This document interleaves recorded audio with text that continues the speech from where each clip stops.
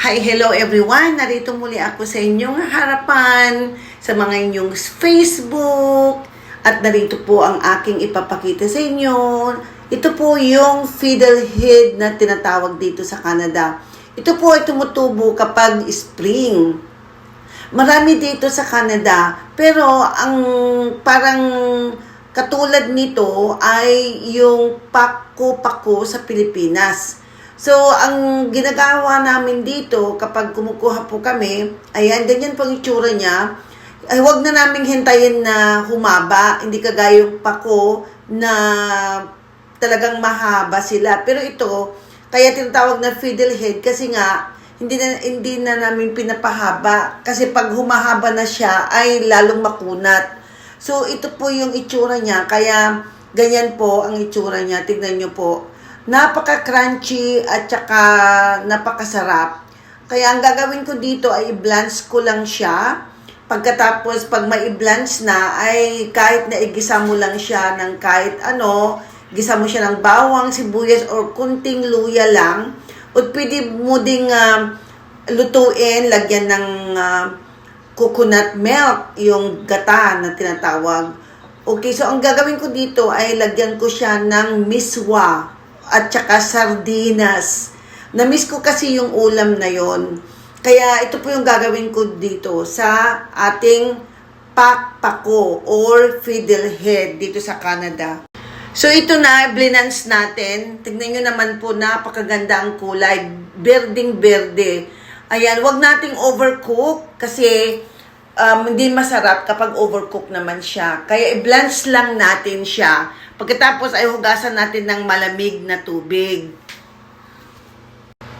At ito na, magigisa na tayo. Maggisa tayo, ilagay natin ang bawang, sibuyas, at kamatis.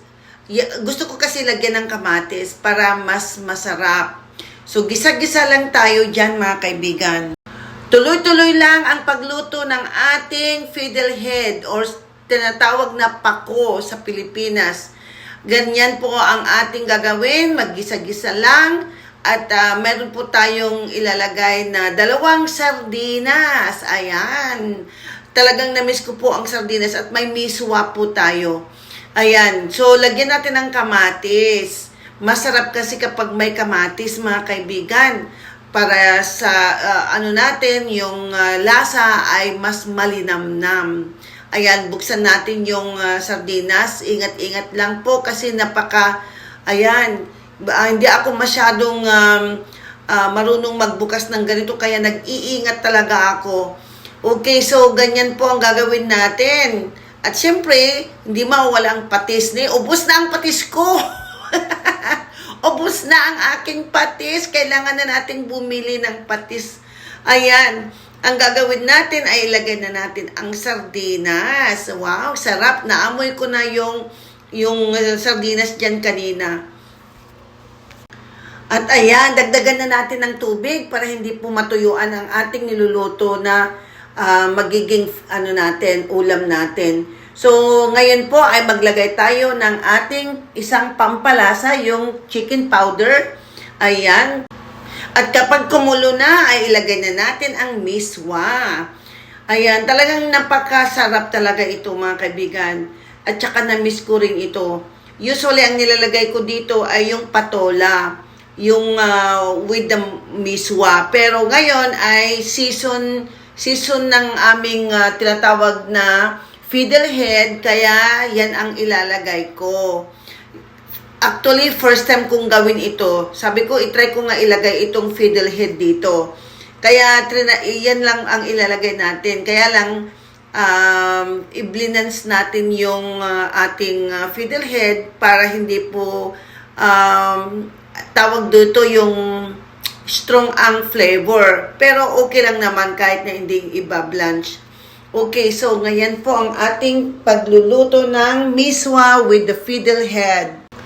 At ngayon ay lalagay na rin natin yung fiddlehead. Ayan po ang itsura niya. Napakasarap ito.